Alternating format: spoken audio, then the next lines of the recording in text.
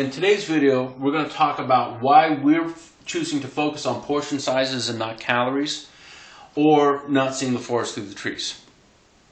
And one of the things that comes up is, just over the years, actually there's two things that come up. Over the years, we've always been told to focus on the calories, and if you really started getting into it, you'd figure out your lean body mass and your height, and you'd know exactly how many calories you needed on any specific day. Your how many grams of protein, how many grams of fat, how many grams of carbohydrates, and all this stuff. And I'm not saying it's not necessary, but we also seem to get lost in the minutiae of dieting, of our nutrition, and the focus seems to have been lost. And the other is, and it's in my opinion, but when I start talking to clients, I've never had anyone say, for lunch I just had like 450 of the most delicious calories. You wouldn't believe how incredible it was. And, bottom line is that conversation never happened.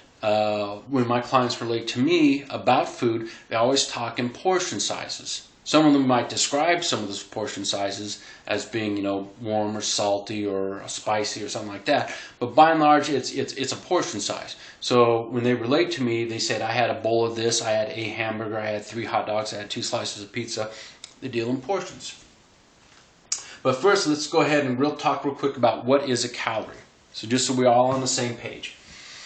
And a calorie is a unit of energy, and it's how much energy it takes to raise 1 kilogram of water or 1 liter of water, 1 degree Celsius or 2.2 degrees Fahrenheit. Now here's where it comes in. Is the first thing is a calorie isn't actually a calorie. A calorie is actually 1,000 calories.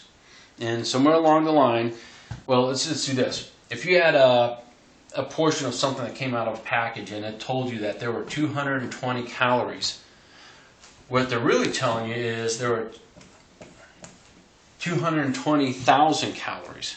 It's just that somewhere along the line it was deemed too big of a number, so they just went ahead and rounded that down, and I guess they felt that you were better off eating their foods if you only knew there's 220 rather than 220,000.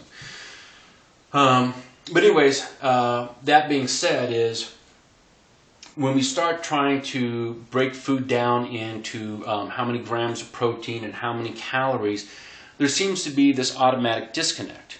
We actually seem to think in terms of portion sizes. So we might as well create a nutrition plan that is based off of portion sizes. It's not as though we're saying there aren't any calories or any energy in the portion sizes.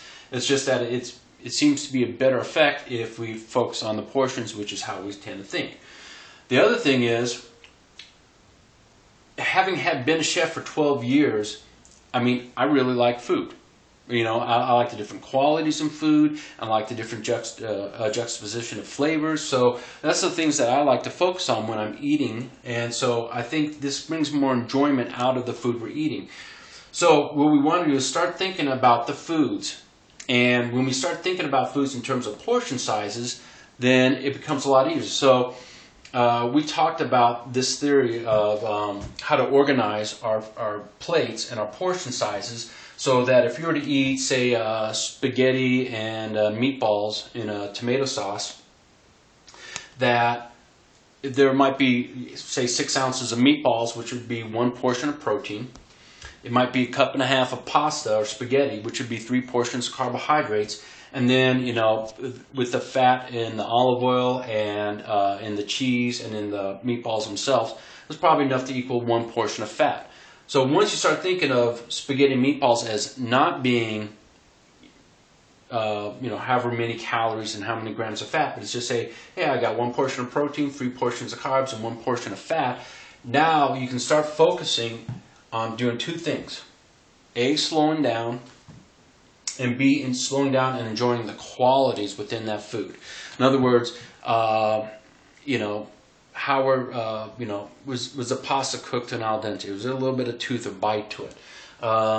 When you're tasting the tomato sauce, can you search around and start saying, okay, I can taste some basil, or I can taste some oregano, or was there a lot of garlic in it? Just different things like that.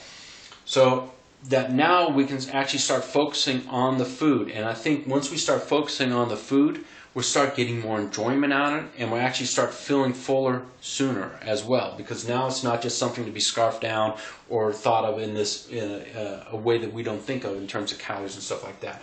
So that's why we've chosen to focus on portions, not calories, and actually we'll just continue to develop this in the next couple of series.